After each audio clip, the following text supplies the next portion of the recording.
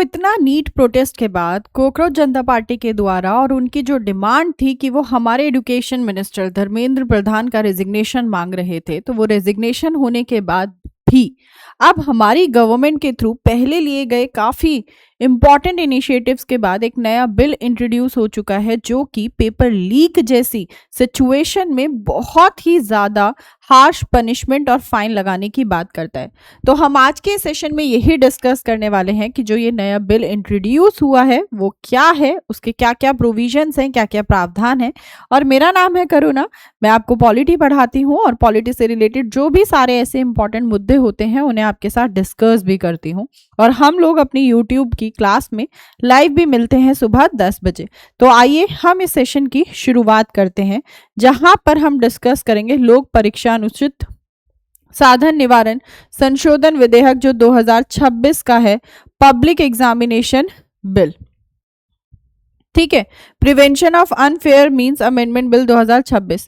अब जुलाई 2026 में केंद्र सरकार ने एक बहुत ही इम्पॉर्टेंट बड़ा अभियान शुरू किया है सुधार करने के लिए 2026 में, जिससे कि जो परीक्षा होती हैं जैसे कि नीट जैसी परीक्षा की इतने बड़े लेवल पर एग्जाम होता है, इतने लाखों बच्चे पेपर देते हैं लेकिन पेपर लीक हो जाता है।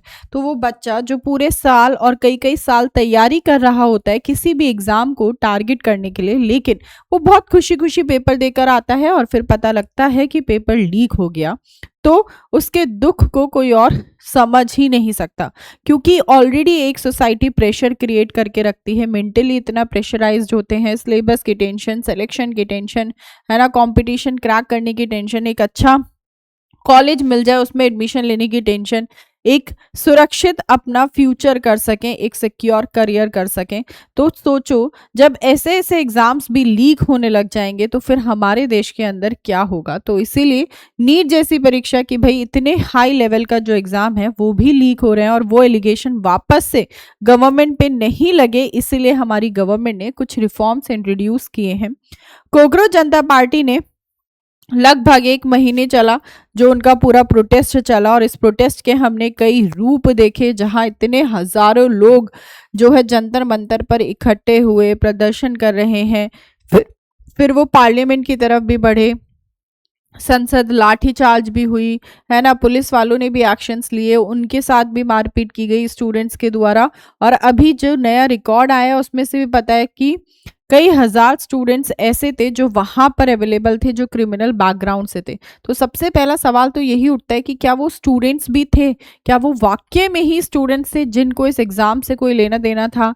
नहीं, है ना, क्योंकि उनका बैकग्राउंड ऐसा था कि वो मर्डरर्स हैं, रेपिस्ट हैं, उन्होंने चोरी चकारी की है, रॉबरी की है, जो आपकी क्रिमिनल बैकग्राउंड से आते हैं। तो अब जब ये नीट का पेपर लीक हुआ तो हमारी गवर्नमेंट को जैसे ही ये हुआ कि नीट का पेपर लीक हुआ है तो उन्होंने एक्शंस लेने शुरू किए। अब ये जो इंक्वायरी है वो भी सीबीआई के पास थी, लोगों की गिरफ्तारी भी होनी शुरू हो गई है, पेपर भी कैंसिल हो गया था, फिर पेपर दोबारा से कंडक्ट भी कराया और उसका रिजल्ट भी अनाउंस हो गया है। तो ऐसा नहीं है कि गवर्नमेंट ने एक्शन नहीं लिया, लेकिन ये एक्शन लेने की जरूरत ही ना पड़े। तो जो सबसे पहली प्रॉब्लम है पेपर लीक होने की, उसी को ही रोक लिया जाए, इसीलिए ये बिल जो है इंट्रोड्यूस किया गया है। अब एनटीए के कुछ 47 अधिकारियों को टर्मिनेट कर दिया गया है, तो ये बहुत बड़े उन्होंने स्टेप लिए। फिर एक अमेंडमेंट बिल इंट्रोड्यूस किया 2026, क्योंकि अभी हमारे पार्लियामेंट का मॉनसून सेशन चल रहा है, जो पहले कुछ दिन तो वो अपना काम ही नहीं कर पाए इस प्रोटेस्ट की वजह से। नंदन नीलेकानी की अध्यक्षता में एक उच्च अधिकार प्राप्त टास्क फोर्स भी बनाई गई है, जो कि चेयरमैन कौन है उनके, नंदन नील कानी है। अब ये क्या कहता है कि हार्शर पनिशमेंट होगी अगर पेपर लीक कराया गया या ओएमआर शीट से छेड़छाड़ की गई, तो किसी को कोई बहुत इजी पनिशमेंट नहीं मिलेगी। अब सिंपल इम्प्रिजनमेंट नहीं होगी, कठोर कारावास होगा। क्या कम से कम जो वो न्यूनतम सजा थी वो 3 साल से 5 साल तक की हो सकती है, और अधिकतम सजा कितने साल की हो सकती है? 10 साल की। मतलब 10 साल के लिए उसको जेल में डाल दिया जाएगा। अगर सिंडिकेट या संस्थानों द्वारा किया गया कोई भी संगठित अपराध होगा तो जो न्यूनतम सजा होगी वो कम से कम 5 वर्ष से 7 वर्ष होगी। अगर कोई ऑर्गेनाइज्ड फ्रॉड इन्वॉल्व हुआ सिंडिकेट या इंस्टीट्यूशन है तो मिनिमम जेल टर्म जो होगी वो 5 to 7 years होगा। अब यहाँ पर उन्होंने फाइनेंशियल पेनल्टीज भी लगाई हैं कि ऐसा नहीं है सिर्फ जेल में डाल दिया गया तो सारी की सारी सुविधाओं का सॉल्यूशन निकल जाएगा, नहीं। जब तक कि इंसान से पैसा ना लिया जाए तब तक उसे समझ नहीं आता कि उसने कुछ गलत किया है।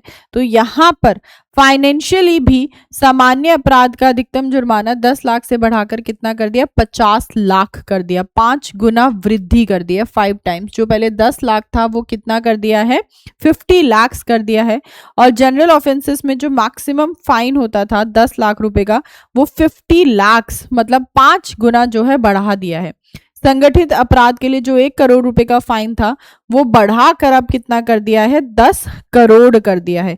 जैसे यहाँ पर आपकी जो जेल टर्म थी वो मिनिमम आपकी कितनी कर दी थी, ये रही 3 से बढ़ाकर कितनी कर दी गई थी, 5 साल, और कम से कम 10 साल की सजा तो हो सकती है मैक्सिमम जो है वहां पर रखा। अब अकाउंटेबिलिटी भी होंगी। जो प्राइवेट आईटी वेंडर्स हैं, प्रिंटर्स हैं, एग्जाम की एजेंसीज हैं, इन सब पर ये अप्लाई किया जाएगा। और जो अधिकतम दंड है वो 5 करोड़ रुपए का मैक्सिमम पेनल्टी कन्वर्ट कर दी है। और उसको डिबारमेंट बिल्कुल उसको पूरे तरीके से उसे सस्पेंड कर दिया जाएगा 8 साल के लिए, वो भी दुगनी कर दी गई है जो पहले 4 साल थी। टाइम बाउंड इन्वेस्टिगेशंस होगी। चलो ये तो हो गई सजा की बात कि भाई इतनी सजा मिलेगी, पनिशमेंट मिलेगी, इतना फाइन लगेगा। लेकिन अगर फास्ट ट्रैक कोर्ट्स बैठे तो उन्हें 2 महीने 60 दिन के अंदर अंदर पूरी की पूरी जांच कंप्लीट करनी होगी। ऐसा नहीं है कि बैठ गए हैं तो फिर इन्वेस्टिगेशंस जो है टाइम बाउंड नहीं है और कई कई महीने लग रहे हैं, नहीं। 60 दिन के अंदर जो पुलिस हैं, एजेंसीज हैं और जो नई STF स्पेशल टास्क फोर्स बनी है उनको 2 महीने के अंदर अंदर 60 दिनों के अंदर अंदर पूरी की पूरी इन्वेस्टिगेशन कंप्लीट करनी होगी। और जो इस स्पेशल टास्क फोर्स है ये यहाँ पर न्यूली प्रपोज की गई है कि एक नई टास्क फोर्स होगी।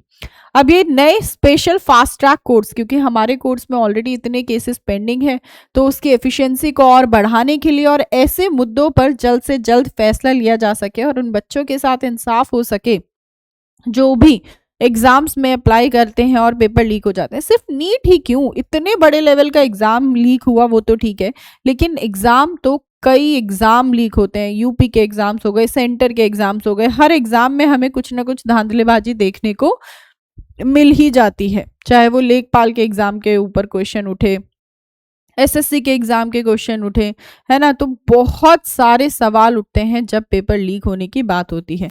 तो उन्होंने कहा कि राज्य और यूटी की जो सरकार होंगी वो फास्ट ट्रैक कोर्ट्स जो है बनाएंगी, स्पेशल फास्ट ट्रैक कोर्ट्स जो कि डे टू डे सुनवाई करेंगे, दिन पर दिन केसेस हर्ड होंगे और डे टू डे बेसिस पर यहाँ पर सुनवाई की जाएगी। All ongoing cases under the 2024 act automatically transfer. तो जो भी सारे अभी तक केसेस पेंडिंग चल रहे थे 2026 वाले एक्ट के अकॉर्डिंग, उसको जो है ऑटोमेटिकली इन स्पेशल फास्ट ट्रैक कोर्ट्स में ट्रांसफर कर दिया जाएगा। अब उन केसेस को भी ये स्पेशल फास्ट ट्रैक कोर्ट्स ही देखेंगे। अब इन्होंने ट्रायल की भी डेडलाइन फिक्स करी है कि जो मुकदमे की समय सीमा है वो जो चार्जशीट दाखिल होने के 3 महीने के भीतर मुकदमा जो है पूरा हो जाना चाहिए। Trials must be concluded with in 3 months of chargesheet being filed. जब चार्जशीट फाइल हो जाएगी तो 3 महीने के अंदर अंदर पूरा मुकदमा हो जाना चाहिए। अब अपील के क्या प्रावधान है कि अगर कोई एग्जाम दिया और लगता है कि भाई पेपर लीक हुआ है तो 30 दिन के अंदर अंदर अपील कर सकते हैं, ठीक है। और अगर इनके केसेस जो स्पेशल फास्ट ट्रैक कोर्ट्स है उनसे जजमेंट आ गई, लगता है इंसाफ नहीं हुआ, तो फिर 30 दिन के अंदर अंदर अपील किया जाएगा। फिर 2 जजेस की हाई कोर्ट की बेंच स्टैब्लिश की जाएगी जो ऐसे मुद्दे को सुनेगी। फिर 3 महीने के अंदर अंदर उन्हें भी निपटारा करना होगा। ऐसा नहीं है कि हाई कोर्ट में वो मामला गया तो फिर वो काफी दिनों तक पेंडिंग रख सकते हैं, ऐसा नहीं होगा। और स्पेशल जो आपके ये courts fast track court establish किए जा रहे हैं, अगर इनसे आपको लगता है कि जो भी फैसला सुनाया गया है वो आपको इंसाफ नहीं दे रहा है, तो आप अपील कर कर हायर कोर्ट तक भी जा सकते हैं। अब एक हाई पावर टास्क फोर्स बनाई गई है जिसके हेड हैं हमारे नंदन नीलेकानी। ठीक है, ये इन्फोसिस के को फाउंडर रह चुके हैं और हमारे UIDAI जो unique identification authority of India है, जिसके थ्रू आपका आधार कार्ड रिलीज किया जाता है, 2009 से 2014 तक ये उसके चेयरमैन भी रहे थे।